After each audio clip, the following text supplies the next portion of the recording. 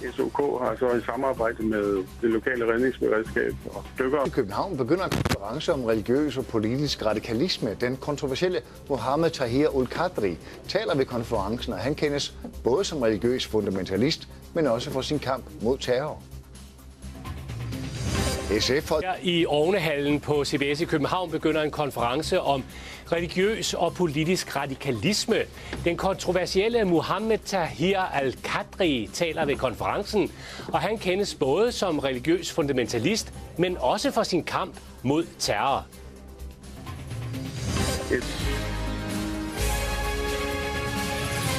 God aften, velkommen på News. Professor og religiøs lært Mohammed Tahir al-Qadri har skabt en voldsom debat forud for en konference om religiøs og politisk radikalisme, der åbner her i København om 2 timer. Den holdes i Ovnehallen på CBS i København, og socialminister Karen Hækkerup skulle have været en af talerne, men hun har meldt afbud, fordi hun ikke vil være i stue med Mohammed Tahir al-Qadri. Han er ellers en kendt stemme mod terror og har holdt foredrag verden over. Og med fra Ovnehallen på CBS har jeg nu Dr. Tahir al-Qadri. Dr. al-Qadri, welcome back on TV2 News. Your presence and participation in today's conference has created a heated debate in Denmark about your person and the apparently different views that you hold on Sharia and human rights. Let me play 2 clips for you. The first one is what you said to me here in the studio a few days ago about the young girl in Pakistan who is accused of blasphemy because she might have burned some pages from the Quran.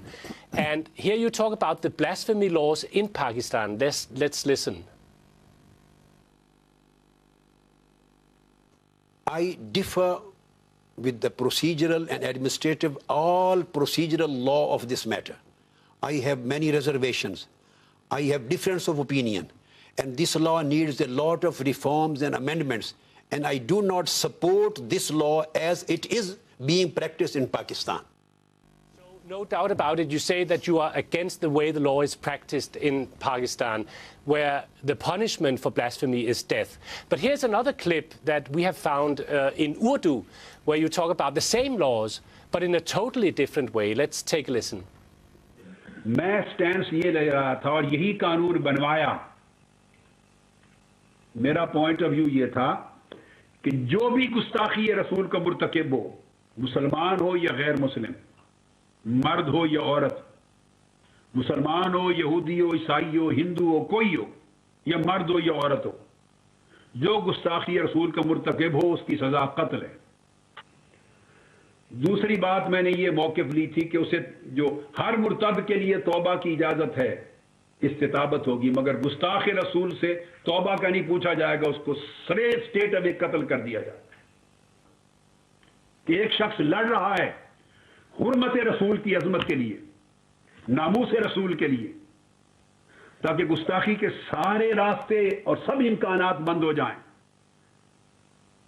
और जो जुबान खोले, मुसलमान हो या यहूदी हो या ईसाई हो या काफिर हो या मोमिन हो या मर्द हो या औरत हो, उसे कुत्ते की तरह सजा मौत दे दी जाए. So, Dr. al-Qadri, which one is it? Which one of the clips is the real al-Qadri? There is no conflict in both of these clips, because I have already stated in this clip I am talking only about the basic quantum of the punishment, which is known to be substantive law. But the disagreement which I mentioned about the law, that is regarding its structure, its practice, and the way how it is being used. I have not uttered a single word in favor of its structure, in its practice, and its administration.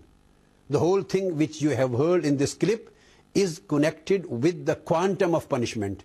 And this quantum of punishment, I have repeatedly said, has been given in Bible, it has been maintained by Jesus Christ, and it has been maintained by Holy Prophet Muhammad.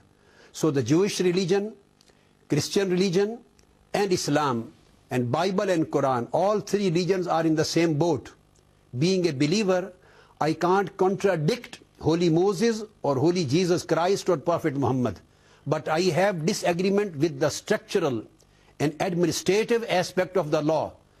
I have, my viewpoint of it is the same. In that clip, there is nothing related to the administrative aspect of misuse of law.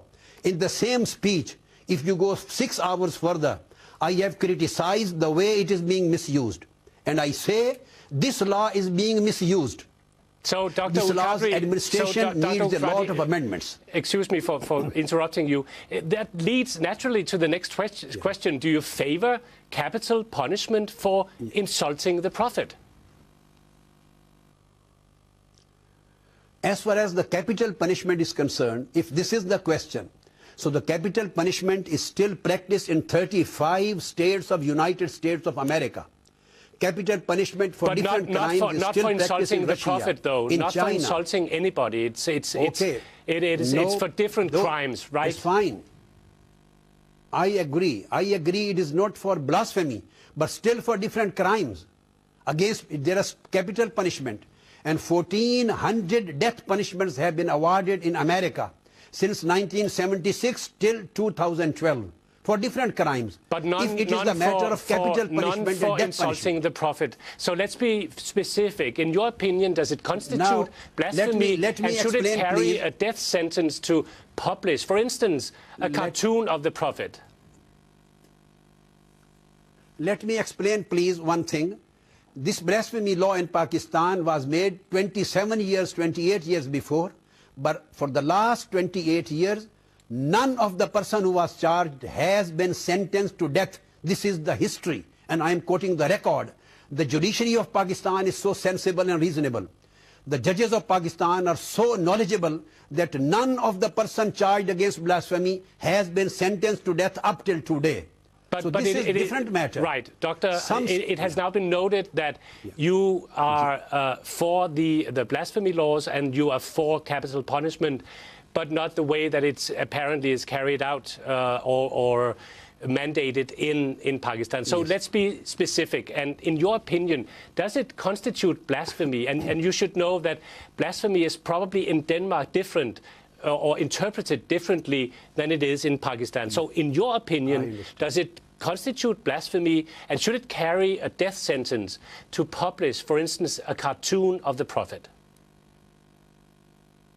Whatever was done in Danish newspaper, I agree. Danish is not an Islamic country. And there is no right of any Muslim community to claim Islamization of Denmark. Sharia is not to be enforced in Denmark. Islamic laws and penal system is not to be enforced in Denmark. So it will never be applied here. This is just a matter in the Islamic countries. I believe in democracy. Parliaments have their own choice to make the blasphemy laws or not to make. What kind of punishment they want to formulate and what kind of not. So Danish parliament has its own right, freedom. So I would say no punishment for the cartoons publisher newspaper here in Denmark. So what about in Pakistan? This is not non-Muslim society and non-Muslim state. So what in Pakistan is a cartoon or burning, for instance, the Quran and other holy books, as despicable as it might be to some people, should it carry a death sentence in Pakistan? So in Pakistan, for example, we will go to the law made by the parliament, the present law of the land. But the question is, it is to establish whether this is a false accusation. For example, in this case, when the girl, as it is stated, she was a minor, 11 years old.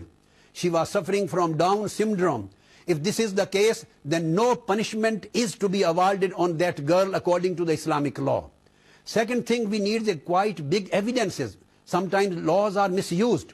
The powerful political people, they lodge a false accusation against minorities and against poor people, and they wrongly create this kind of law in order to take a revenge, their own personal matters, their revenge. So I would say that this kind of misuse should be stopped. A big radical change and reformation is needed in this law so that the minorities are not exploited, minorities are not harassed, minorities are not misused, and this law is not wrongly applied on them. And any act which goes against the rights of minorities is also necessarily to be protected by the Islamic law. So Islam does not allow anybody to misuse a law against minorities. This is the law of Quran and this is the law of the Sunnah of Holy Prophet. If anything is misused, the law of murder is misused in Pakistan. Many other laws are misused. Influential people in their society, they take wrong benefit of the laws. They create influences of the police or stations and police officers. Situation is slightly different in Western societies and Pakistani society. That's why I would say that these laws need very carefully to be amended in its structure, in its administration, but way Dr. and method it is Dr. applied, Qadri, just so to that be the absolutely minority clear, rights are protected. I totally understand what you're saying, but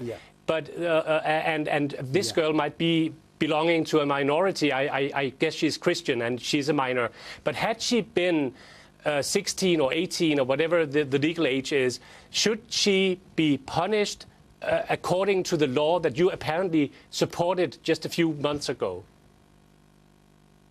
Yeah. If she's found guilty, I mean.